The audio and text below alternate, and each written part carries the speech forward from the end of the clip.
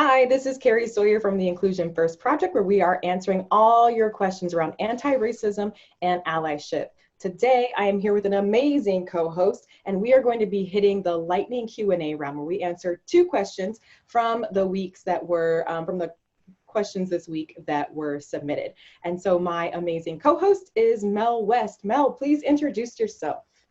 Hello, it's so wonderful and exciting to be a part of this project. I can't tell you how much of an honor it is. Let me just tell you a little bit about myself. My name is Melanie West. I am a PhD candidate in ethnic studies at the University of California, San Diego, where I have taught ethnic studies, the 101 series for 2 years now. 2 classes per quarter, and it focuses on early American history, which I think is really important to these discussions, because I think we often forget how a lot of the conversations we're having now are entrenched in really important historical trends that are continuing to affect us to this very day. Awesome. Thank you so much, Mel. We're so excited that you're here and you're lending your expertise to the question. So let us jump right in. I'm going to read the first question. Okay, so what are the most uncomfortable topics for allies or persons not of color? As a person of color, what are some techniques I can use to effectively engage in these crucial conversations with allies who aren't educated? How do we disarm allies so that they don't feel attacked or guilty during discussions? This is a really deep question. What do you think about it? Yeah, it's a really wonderful and beautiful question, and so pertinent to what's going on right now in the world. And I would say for the first part of the question, because it's a couple of questions in a single question. Yes. So for the first part, what are the most uncomfortable topics for allies or persons not of color? When I hear that question, it reminds me of a really amazing clip I saw on Instagram by the absolutely brilliant author Sonia Renee Taylor, who wrote the book, The Body Is Not an Apology. And she talks about in that clip how white supremacy and the violence that we're seeing right now in terms of whiteness and racial discrimination is actually not about people of color. It's actually about white people, and that we should refocus the conversation there. And I think that's a really uncomfortable conversation for allies and people who are not of color to have. But I think it's a really necessary way that we really need to refocus the conversation. Because if we think about white supremacy actually being about white identity and about white people, then it begs the question, what is whiteness and what is the utility of whiteness and what is the historical origin of whiteness?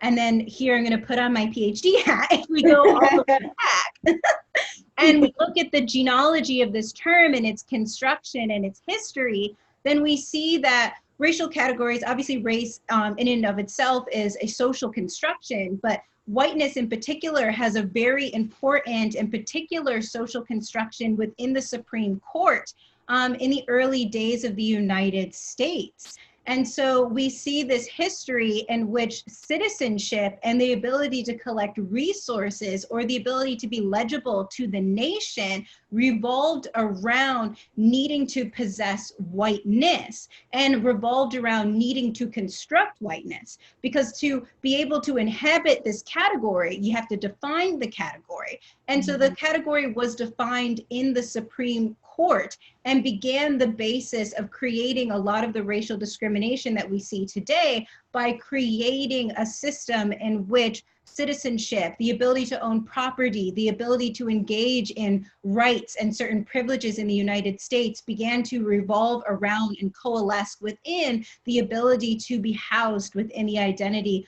of whiteness. And so then we see the construction, the social construction of an identity being based on racial discrimination and exclusion in a really, really important way.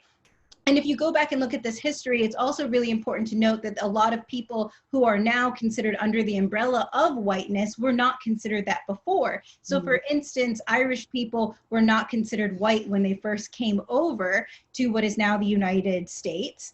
And they had to fight for that category. And a way in which they fought for entrance through it was actually through anti-Black violence. And why did that come about? Because it was a way in order to construct a division between them and a deeply marginalized identity, but also an identity that was central to whiteness being able to construct itself. Because you can't say what you are unless you say what you're not.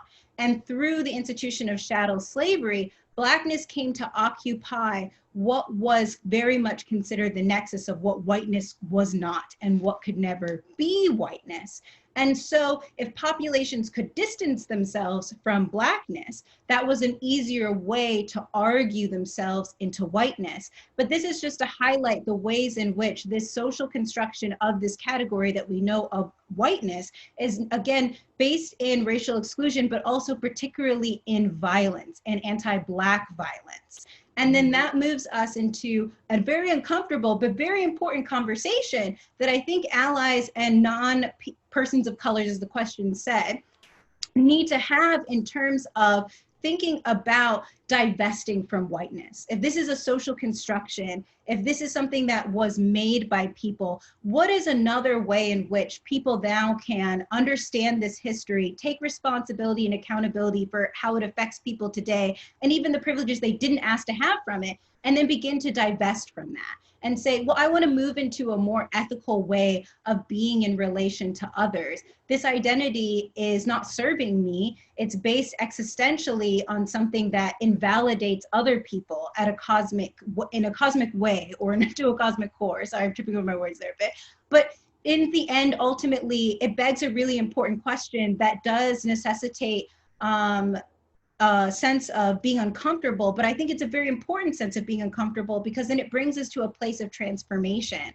And in terms of encouraging people to move into this place of transformation in an effective way, and to have these crucial conversations with people who might not be educated about this, because we often do not learn this in our basic curriculum in K through 12, I would just say, encourage people to read more. There's lots of articles and stuff online. We live in a, very important historical moment in which there's a database in almost every phone. You can Google a lot, but also you can have, I think, conversations that don't have to be based in hostility about this as well. And I think that's one of the best ways that we can disarm allies who might feel attacked or might feel guilty in these discussions, by saying, I'm not trying to attack you. I'm trying to talk about an historical and structural phenomenon that is far larger than our lifetimes and our individual bodies, that have created structures that we have never asked to inherit, but have inevitably now structured and affected our lives in such core ways that we have to have this discussion. And it doesn't mean that someone was born bad or evil or is doing something wrong. It just means that the system was made in a really flawed way, but we absolutely have the power to change the system and make it better. I love so many things that you said in this idea of, we're not like attacking, right? That's not the energy that we're coming from in the conversation. Really, where we're coming from is this idea of how can we connect? How can we understand? How can we relate? How can we listen? How can we learn? And not just like listen to respond, but like listen to understand, to ask those questions, and to kind of let down those walls of vulnerability. Like, it's okay to look dumb. It's okay to not know the answer. It's okay to ask something that you're uncertain about or unsure about. And the importance of doing this with people, I believe, that you have a relationship with, as you're having these conversations. And because having a little bit of trust and connection already really helps, because then you're assuming positive intent of that other person, versus it being like two strangers like going at it, in a message board or on a Facebook post somewhere, right? So really avoiding that. But having these meaningful conversations with the people that and I feel like, some of the literature talks about the idea of even acknowledging like that a white person like has a race that's white, like that's just an uncomfortable thing, because whiteness is normal, right? Like it's been normalized. It's like invisible to us. And so having that called out can be very jarring, right?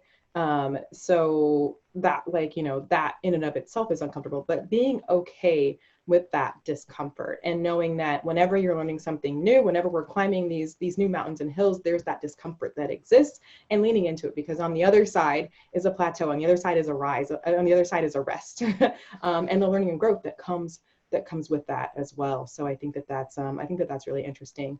And I love like the historical context. I think that's a great layer to add into this, because a lot of people feel like, oh, this isn't my fault. I didn't have slaves. I didn't do this.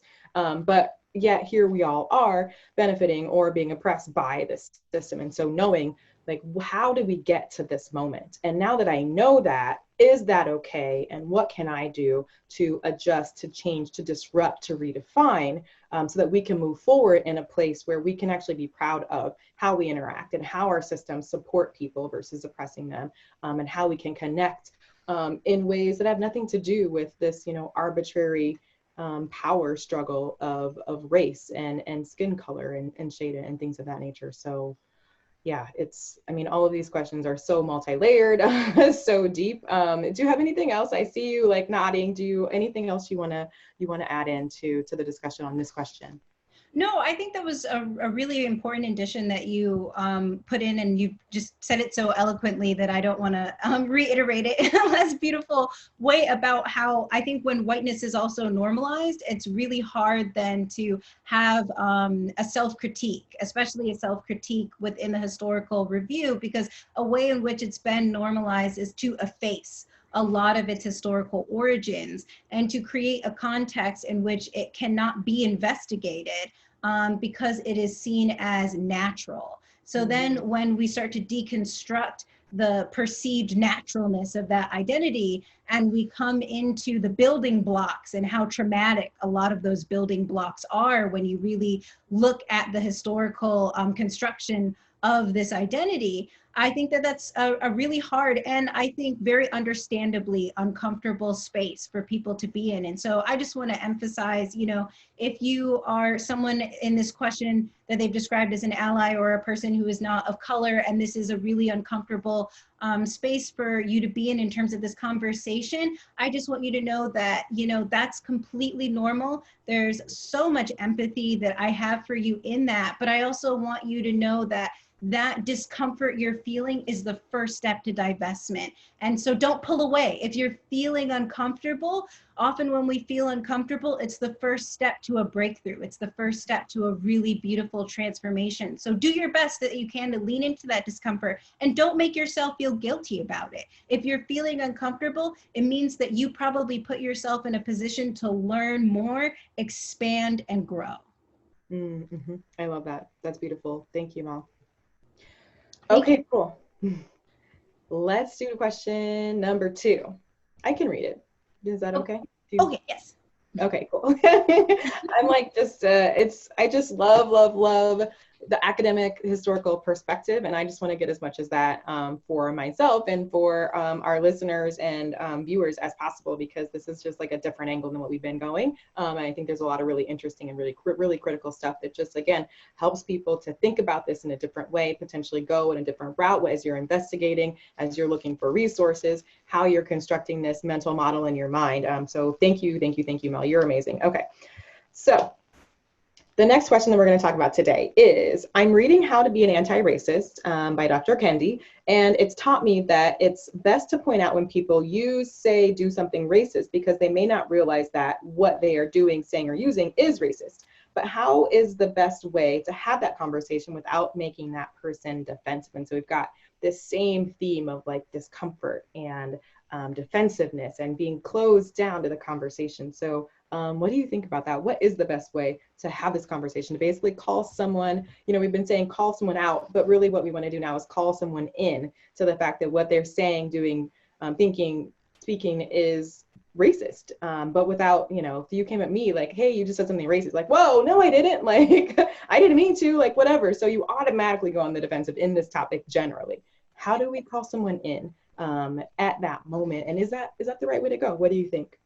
I think putting this question around the politics of calling in is such a beautiful way to have this conversation, because I think it really gets us away from the violence of disposability. So instead of having this conversation in such a way that it's like, well, you messed up, you did this, you're never going to come to the party again, your phone number, it's canceled, instead we can have the conversation from a place of love and warmth and also genuine concern. And so one of the places that I like to start with, if I'm going to call someone in, and I think it's something that a lot of people who are being called out, asked for, is often we get in these conversations where someone feels very violently called out, and they're like, well, why didn't you give me the benefit of the doubt? You know, why didn't you wait to see if I had all the information before you punished me for something that I might have done from a place of lacking that education? And so when you're trying to call someone in, how I like to start is, I don't know if maybe you knew what the gravity was behind what you said. And so I just like to have a conversation with you because, you know, I just want to make sure that you understood the impact of what was said. And then it opens up I think a different space in which someone can say, especially if they didn't know, oh my gosh, you know, I didn't know. Can you explain it to me? I didn't realize the impact of what I said. I didn't realize the impact of my actions at this particular moment. And then it can create a more supportive space where then maybe they will feel less attacked when you would like to educate. Because I think when someone is trying to educate another and they're coming from the space of calling out rather than calling in, they can't even receive that education because it doesn't feel like an education. It feels like a punishment. Right. Yeah. Absolutely. And I love the words that you used. What was the impact? And so we have this discrepancy between like what my intent was, which likely was not racist, to what my impact was, which was actually perpetuating like racist ideas, right? And so helping people to realize that regardless of what their intent was, this was the impact. This is how I heard it. This is how it affected me. This is maybe a little around what it meant and what it means and the associations. And then we can talk from that space because that's like the reality. Like you dropped a rock and here's the result of that rock, right? And we're going to focus on that versus letting people kind of hide behind the shield of like, oh, I didn't mean it, so let's not even go there, right?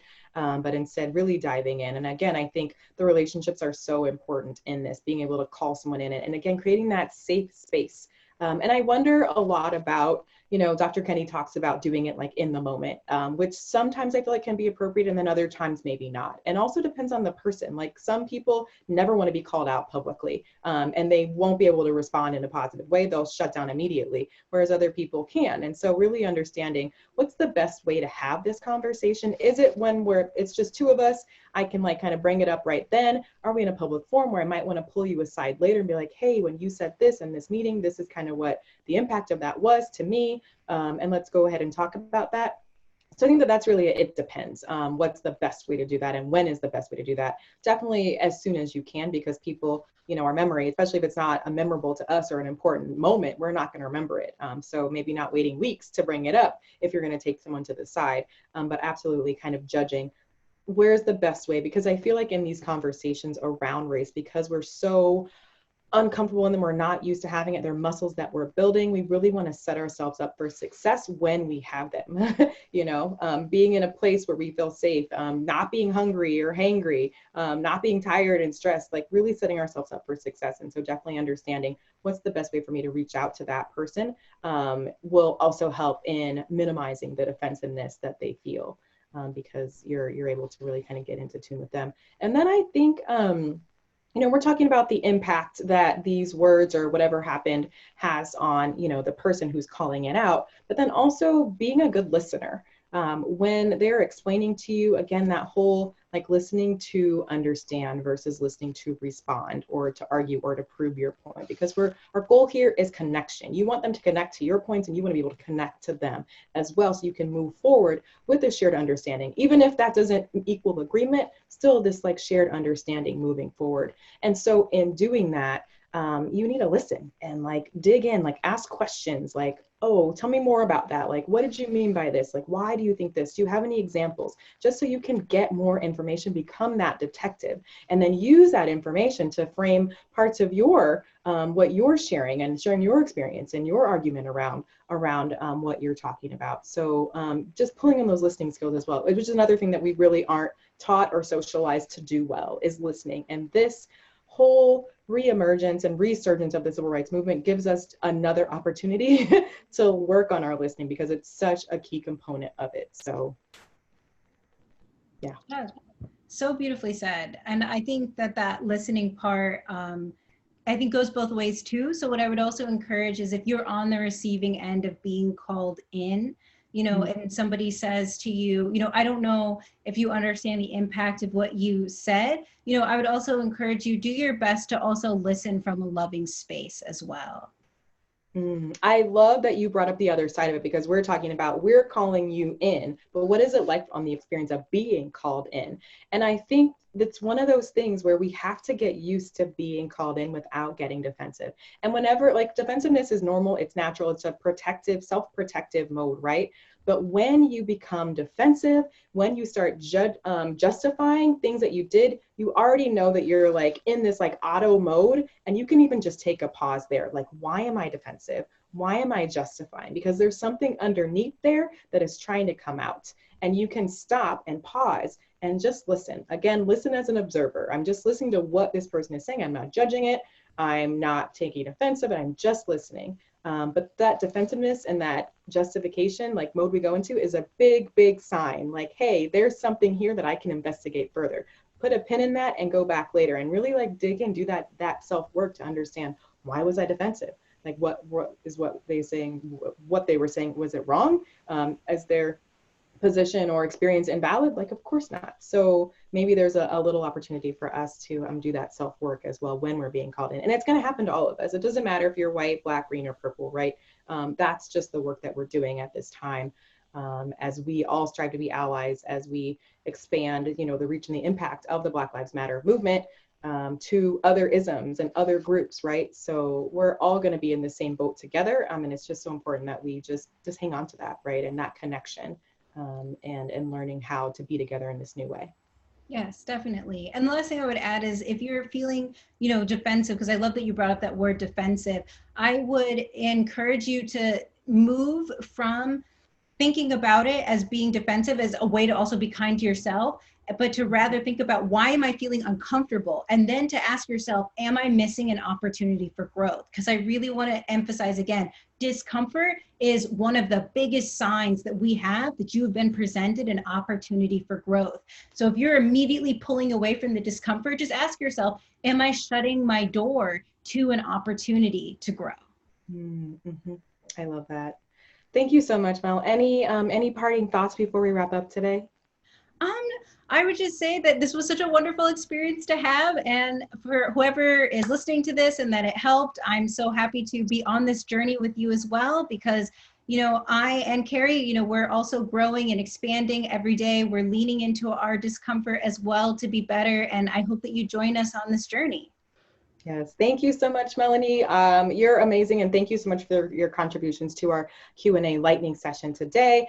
If you are interested in getting more answers to questions, you can find more information about the Inclusion First Project at www.inclusionfirstproject.org. We are right in the middle of a campaign this August to collect 500 questions on anti-racism for allies, and you can find out how to submit your question there. And also feel free to join us every Tuesday this August at 4 p.m. Pacific Standard Time. We do an hour-long version of this with amazing co-hosts like Mel and others, just answering your questions and modeling how to talk about race and giving you tips and frameworks that you can take back into your life. So thank you so much for being here today, and we will see you next time.